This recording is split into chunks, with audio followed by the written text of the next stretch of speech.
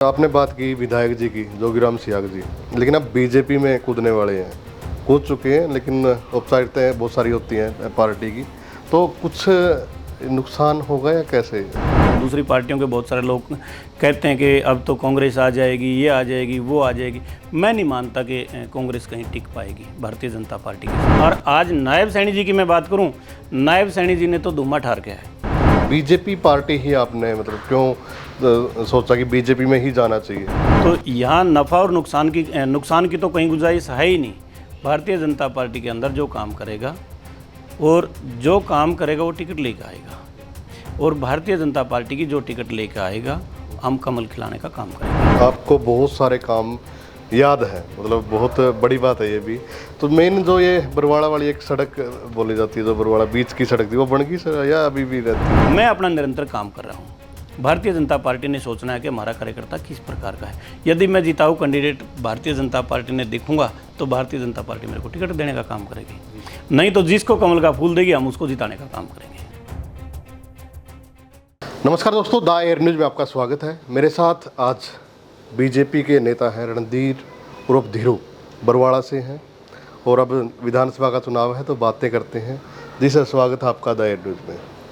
बहुत बहुत आभार आपका मनदीप जी, और आपके जितने दर्शक साथी हैं उनको भी मैं मेरी तरफ से नमस्कार करता हूं। जी, तो क्या कुछ तैयारियां आपने की हुई हैं अब, क्योंकि विधानसभा का चुनाव बहुत कम समय रह गया है?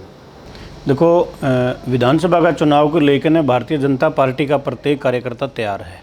जैसे ही लोकसभा चुनाव समाप्त हुए तो उसके तुरंत बाद भारतीय जनता पार्टी के प्रत्येक कार्यकर्ता ने अपनी कमर कस ली थी। जिस दिन प्रधानमंत्री नरेंद्र मोदी जी ने शपथ ले ली थी, उससे तुरंत अगले दिन ही भारतीय जनता पार्टी का प्रत्येक कार्यकर्ता अपनी कमर कस के विधानसभा चुनाव के लिए तैयार हो गया था। जी जी बिल्कुल। मैं आपकी बायोग्राफी पढ़ रहा था, तो जिसमें आप पत्रकारिता भी की है आपने, आप मार्केटिंग बोर्ड के चेयरमैन भी रहे। मतलब ये पत्रकारिता से राजनीति का सफ़र कैसा रहा? ये देखो क्या है, पत्रकारिता जैसे मैंने खुद का मेरा अपना न्यूज़पेपर भी था और मेरा अपना एक इंटरेस्ट भी था। उसमें मैंने 2008 में मेरे धीरू बुलेटिन के नाम से पत्रिका एक निकाली थी जो साप्ताहिक थी। उसके बाद धीरे धीरे मैंने 2012 में मास कम्युनिकेशन की मास्टर डिग्री भी प्राप्त की, गुरु जम्बेश्वर यूनिवर्सिटी से। तो इसलिए फिर 2014 में बड़े भाई सुरेंद्र पुनिया जी ने भारतीय जनता पार्टी की टिकट से चुनाव लड़ा, तो उनके साथ मेरी इंटीमेसी ठीक हो गई और उन्होंने धीरे धीरे मेरे को, जैसे मैं अपना काम कर रहा था, उससे राजनीति की तरफ खींच लिया मेरे को, जबकि मेरा कोई इस प्रकार का इंटरेस्ट था नहीं। जी जी।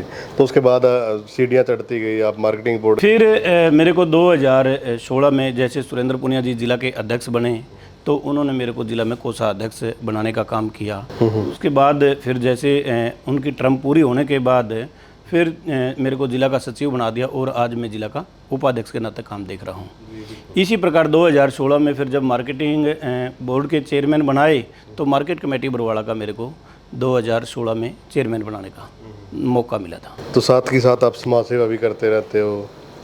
समाज सेवा तो मेरा इससे पहले भी मैं बात करूं तो 2006 में मैंने लायंस क्लब बरवाड़ा ज्वाइन की थी, और 2008-9 में एक प्रेसिडेंट के नाते मैंने लायंस क्लब बरवाड़ा का जो दायित्व निभाया था, उसमें बड़ा अच्छा काम हुआ था। उसके बाद 2010-11 में भी मैंने जोन चेयरमैन के नाते काम किया। उस टाइम हमने 250-300 लोगों की आंखें बनवाने का काम किया था। मैं मानता हूं कि आदमी ने अपने जीवन के अंदर, ठीक है वो किसी भी क्षेत्र में हो, लेकिन मानव जीवन की जो सेवा मानता हूं मैं, वो सबसे बड़ी सेवा मानता हूं। जी। जब किसी गरीब के आप काम आते हो तो एक आत्मा को संतुष्टि मिलती है कि भाई हाँ, वाकई में आपने कोई काम किया है। जी, आपने जनसभा आपकी देखे थे, बल्कि आया भी था मैं जनसभा में आपकी, तो काफ़ी अच्छी जनसभा आपकी थी। मनीष ग्रोवर जी आए हुए थे, तो लगातार आप एक्टिव हो। और एमपी का चुनाव बेशक बीजेपी हार गई, लेकिन बरवाड़ा से जीत दर्ज करवाई है आप लोगों ने। तो इसमें मैं आपको बताऊंगा मनदीप जी, 2023 में 12 मार्च को एक मैंने बाबूजी के नाम से ट्रस्ट बना रखी हमने, तो श्री विशाल सिंह धर्मार्थ ट्रस्ट है। उसका 2022 में भी हमने कार्यक्रम किया था बड़ा, जिसमें माननीय कैबिनेट मंत्री डॉक्टर कमल गुप्ता जी आए थे और साध्वी शक्तिपुरी जी आए थे। उससे पहले भी हमने 3-4 प्रोग्राम किए थे। वो छोटे छोटे कार्यक्रम थे। जैसे जैसे कार्यक्रम बड़े होते गए, वैसे वैसे लोगों को पता चलता रहा कि भाई धीरू कहीं ना कहीं राजनीति का इसका मन है। अब जो मैं पिछले मार्च की बात करूं तो 12 मार्च को जो कार्यक्रम हुआ था वो बहुत बड़ा कार्यक्रम हुआ था। मैं मानता हूं कि लगभग 10,000 के करीब उसमें संख्या रही थी और माननीय मनीष ग्रोवर जी ने उसमें बतौर मुख्य अतिथि शिरकत की थी और उन्होंने भी इस बात का वाकई में ये कहा था कि एक प्रतिभा सम्मान समारोह ना होकर ने आपने बहुत बड़ी एक रैली का रूप ये दे दिया है। तो इस प्रकार के आयोजन हम करते रहते हैं। जी बिल्कुल। भाई साहब, पत्रकार का आपका अच्छा अनुभव रहा, उसके साथ बीजेपी पार्टी ही आपने मतलब क्यों सोचा कि बीजेपी में ही जाना चाहिए? देखो, जुड़ाव सुरेंद्र पुनिया जी से हो गया और उसमें जो मैंने देखी बीजेपी की जो विचारधारा है, फिर मैं राष्ट्रीय स्वयंसेवक संघ का भी स्वयंसेवक हूँ। अच्छा। उस नाते भी मैंने देखा कि जो एक राष्ट्र हित की हम बात करते हैं तो भारतीय जनता पार्टी एक ऐसी है जो एक परिवारवाद को ना देख के, जो किसी भी चीज़ को एक छोड़ कर न वो सबसे पहले राष्ट्र की बात करती है। तो इसके अलावा आप देखोगे तो कोई भी आप पार्टी को उठा के देख लो, आप सोनिया गांधी के देखिए, उसके बाद राहुल गांधी आ गया, फिर आगे प्रियंका आ जाएगी, वाड्रा आ जाएगा और कोई न कोई इस तरह का आ जाएगा, उससे बाहर नहीं निकल पा रही है एक परिवार से। इसी प्रकार आप किसी भी नेता का उठा के देखिए, चौधरी भूपेंद्र सिंह हुड्डा देखिए, उनके बाद उनका बेटा आ गया, और किसी भी आप नेता का देखोगे तो उनका बेटा उसके साथ साथ पक्का तैयार हो रहा है। लेकिन आप जो मैंने देखा है अब तक का भारतीय जनता पार्टी के अंदर, ना तो नरेंद्र मोदी का कोई बेटा आ रहा है, ना योगी जी का कोई बेटा आ रहा है, ना मनोहर लाल जी का कोई बेटा आ रहा है। इस प्रकार के आपने अनेकों नेता मिलेंगे कि जो अपना पूरा का पूरा जीवन भारतीय जनता पार्टी के लिए और वो पूरा का पूरा देश के लिए, देश सेवा के लिए उन्होंने लगाया है। इस प्रकार के अनेकों नेता हैं। जी भाई साहब, बरवाड़ा की बात करते हैं, क्या विजन लेके आप चल रहे हो बरवाड़ा के लिए? बरवाड़ा की जैसे आपने पहले भी जिक्र किया था कि भाई लोकसभा चुनाव के दौरान भाई उस चीज़ का हमारे को बड़ा मलाल है कि चौधरी रणजीत सिंह जी को हम जिता नहीं पाए। लेकिन कहीं ना कहीं हमारे को संतुष्टि यहाँ होती है कि जो पार्टी ने मेरी एक विधानसभा का संयोजक के नाते बरवाड़ा विधानसभा की ड्यूटी लगाई थी, और मैं मानता हूँ कि सभी कार्यकर्ताओं ने जितना उनका सामर्थ्य था, किसी का कम था किसी का ज़्यादा था, उन्होंने अपने सामर्थ्य के अनुसार बरवाड़ा विधानसभा का प्रत्येक कार्यकर्ता ने बड़ा अच्छे लगन और मेहनत से काम करके बरवाड़ा विधानसभा को जिताने का काम किया है। और जिसका मैं मानता हूं कि मार्जिन भी बहुत अच्छा रहा है। 11,657 वोटों से हमने बरवाड़ा विधानसभा से चौधरी साहब को जिताने का काम किया। हाँ, इस बात का मलाल हमारे को ज़रूर है कि चौधरी रणजीत सिंह जी को हम लोकसभा में नहीं भेज पाए। बरवाड़ा की आप बात कर रहे हो तो बरवाड़ा के अंदर आप देखो, बरवाड़ा विधानसभा एक ऐसी है जिसके अंदर 2 शहर आते हैं, जिसमें हम बरवाड़ा शहर की बात करते हैं और उधर इंसार का जो एक पार्ट है मीलगेट क्षेत्र वो है। इन दोनों के अंदर बड़ा जीत में अहम रोल होता है कि जो बरवाड़ा शहर की और इंसार का जो मीलगेट क्षेत्र है, उसके साथ में जो सातरोड, छोटी सातरोड हम बोलते हैं जिसको, उसमें आप देखिए वो निगम का एक वार्ड है, वार्ड नंबर 11, उसका बहुत बड़ा रोल है। तो ये सारा का सारा क्षेत्र में, और मैं मेरा इसलिए कह रहा हूँ कि 25 साल से मैं बरवाड़ा शहर के अंदर बैठा हूँ। ओके। मेरा बड़ा अच्छा सभी बिरादरियों में, सभी वर्गों में बड़ा अच्छा रसूख है। मेरे प्रतिष्ठान यही हैं, मेरी रिहाइश यही है, सबके दुख सुख में हमारा आना जाना होता है। इसी प्रकार पिछले 10 साल से मैं बरवाड़ा विधानसभा में लगा हुआ हूँ। जी, तो विकास की अगर बात करें तो बीजेपी के कार्यकाल में क्या कुछ नया हुआ? क्योंकि यहाँ से विधायक तो जेजेपी का था, गठबंधन में चल रहा था सारा काम। हाँ, इस बार विधायक जेजेपी का था, लेकिन मैं पिछली टर्म की बात करूं तो पिछली टर्म में यहाँ से वेद नारंग जी एमएलए थे और सुरेंद्र पुनिया जी ने चुनाव लड़ा था, वो जिला के अध्यक्ष रहने के नाते मनोहर लाल जी ने 2 रैलियाँ यहाँ बरवाड़ा विधानसभा के अंदर की, और बरवाड़ा विधानसभा में उन्होंने दोनों रैलियों में लगभग मान के चलो 150, 200 करोड़ रुपए देने का काम किया, जिसके अंदर मोटे मोटी मैं बात करूं तो आप देखिए बरवाड़ा के अंदर मिनी सेक्रेटरीट है, लगभग 12.5 करोड़ रुपए की लागत से वो बनने का काम हुआ है। मैं मेरे अधीन जो क्षेत्र था मार्केट कमेटी का, उसके अधीन क्षेत्र की मैं बात करूं तो जो यहाँ से महाराजा अग्रसेन चौक से लेकर मंडी तक की जो सड़क है वो 4 लेन है। आप अग्रवा रोड से और उस तक देखोगे तो एफर्ट के गोडाउन तक वो 4 लेन और सीसी सड़क है। बरवाड़ा की मंडियों के अंदर दोनों में पानी की पाइपलाइन नई बिछाने का काम हमने किया, जो कि 50 साल से नहीं बिछी हुई थी। जो सब्ज़ी मंडी थी उसके फड़ नहीं बने हुए थे, वो सारा का सारा हमने पक्का करवाने का काम किया। और मैं बात करूं कि मनोहर लाल जी ने जो ग्रांट दी है, बरवाड़ा से लेकर न आप खेड़ी चोपटा तक देखिए 10 मीटर की सड़क बनवाने का काम किया। बरवाड़ा से अग्रोहा तक जो 4 लेन खेदड़ तक 4 लेन और अग्रोहा तक 10 मीटर सड़क बनवाने का काम किया। उसके अलावा विधानसभा के अंदर 4 स्टेडियम बनवाने का काम किया। और हम बात करें तो 33 केवी सब स्टेशन बनवाने का काम किया, चाहे वो जुगलान की बात कर लो, चाहे खरड़ अलीपुर की बात कर लो। और 33 सड़कें जो विलेज टू विलेज, जो गांव से गांव को जोड़ती हैं, इस प्रकार की 33 सड़कें पिछली टर्म में बनाने का काम किया।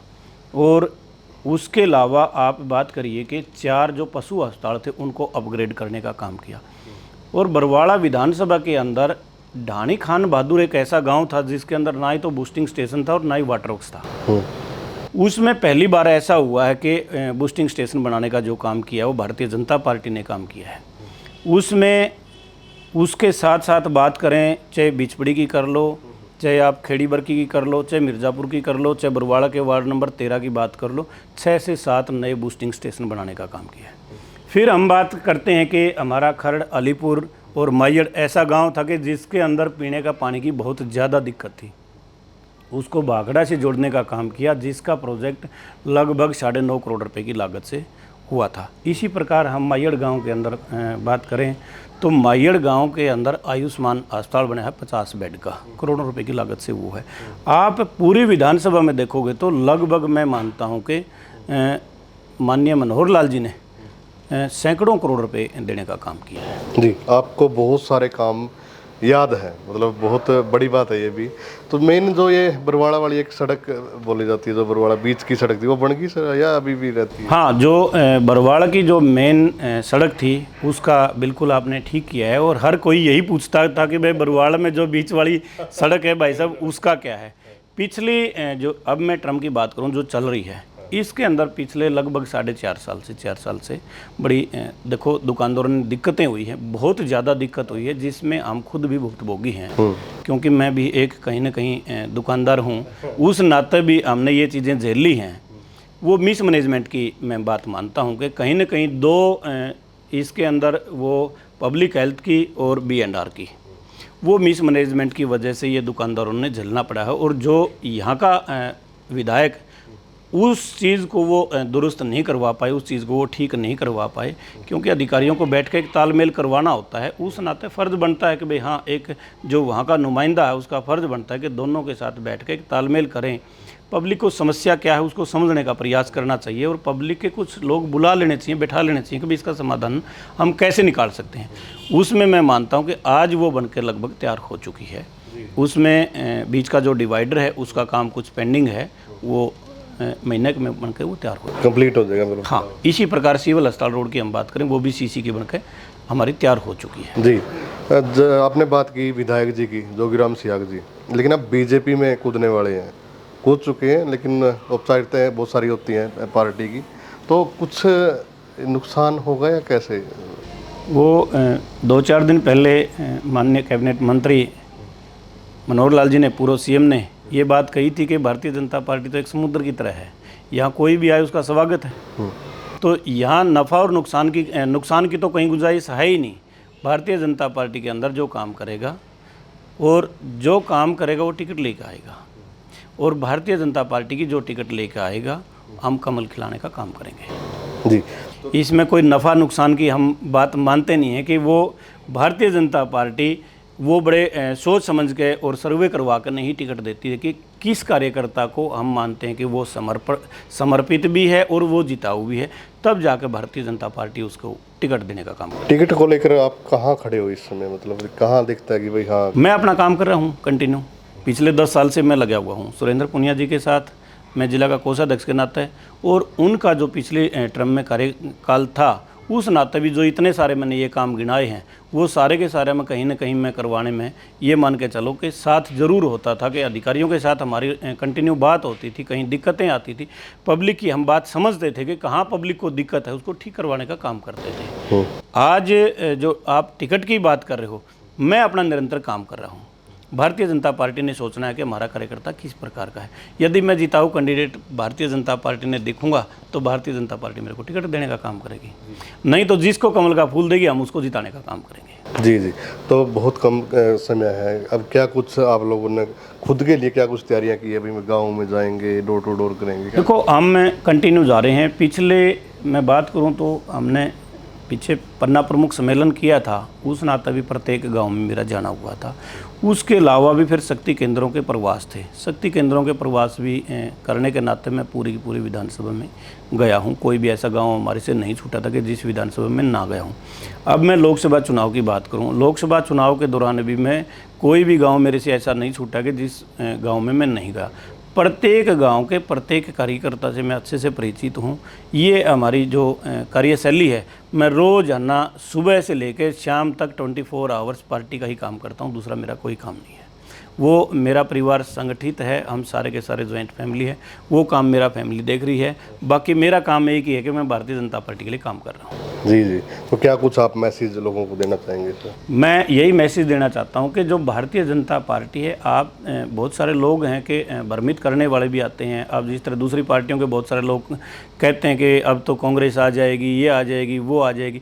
मैं नहीं मानता कि कांग्रेस कहीं टिक पाएगी भारतीय जनता पार्टी के सामने, क्योंकि आप देखिए भारतीय जनता पार्टी ने जो संगठन खड़ा कर रखे है, वो पन्ना प्रमुख से लेकर और ऊपर तक सीढ़ी दर सीढ़ी उसके कार्यकर्ता खड़े हैं भारतीय जनता पार्टी के। आप देखिए कांग्रेस का कहीं भी कोई कार्यकर्ता टिका हुआ नहीं है। उन्होंने तो आज सिर्फ एक लालसा हो रही है कि भाई हाँ, हम इतने दिन से बाहर बैठे हैं और कहीं ना कहीं हमारे हाथ लग जाए वो सत्ता, लेकिन मेरे को लगता नहीं कि ये पब्लिक बहुत अच्छी है। माननीय मनोहर लाल जी की जो स्कीमें थी, आप देखिए बिना पर्ची बिना खर्ची की। कल भी मैं मिल गेट क्षेत्र में जाकर आया था। एक मिर्ज़ापुर की हमारा गुड़िया है जिसका HCS में सिलेक्शन हुआ है बिना पर्ची बिना खर्ची। तलवंडी का मेरा मित्र थे नरेश सेलपाड़ जी, जो पत्रकार ही थे, उनके बेटे का HCS में सिलेक्शन हुआ है बिना खर्ची और बिना पर्ची। उससे पहले की मैं बात करूं तो 10 सब इंस्पेक्टर हमारी विधानसभा के अंदर लगे हैं, जिसके मैं घरों में जाके देखा है। उनके घरों की आंगन की जो ईंटें थी वो भी उबड़ खाबड़ थी। उस तरह के बच्चे नौकरी लगे हैं। खरकड़ी गांव में हमारे 6 बच्चे जेई लगे हैं और एक हमारे खान बहादुर का बेटा है, उसने भारतीय जनता पार्टी की जो सरकार है एक जेई से लेकर वो डायरेक्ट एक्शन तक बना है। मैं ये बता रहा हूँ इस तरह के काम माननीय मनोहर लाल जी ने। और आज नायब सैनी जी की मैं बात करूँ, नायब सैनी जी ने तो धुआं ठार किया है। आप देखिए कि वहाँ जो CM रेजिडेंस पे जो मुख्यमंत्री जी कहते थे कि भाई हाँ मैं यहाँ मंजिल लगा दूंगा, वाकई में मैं जाके देखा या 5-7 दिन पहले मेरा जाना हुआ था। तो CM रेजिडेंस पे आज आप देखोगे तो भाई साहब लोगों का इतना आवागमन होता है, वो सारे के सारे जितने वहाँ से आते हैं वो राज्य होकर आते हैं। और मुख्यमंत्री जी ने जो ये चीज़ कर रखी है मैं सबसे बेहतर मानता हूँ। इतने सौम्य और सरल स्वभाव के मैंने आज तक मेरे जीवन में इस प्रकार के कोई मुख्यमंत्री जी नहीं देखे। बातचीत करने के लिए धन्यवाद सर। आपका भी बहुत बहुत धन्यवाद। तो वही वीडियो को ज़्यादा से ज़्यादा आप लोग शेयर करें और बरवाड़ा पे बातें बहुत सारी हुई हैं तो कमेंट ज़रूर करें। धन्यवाद।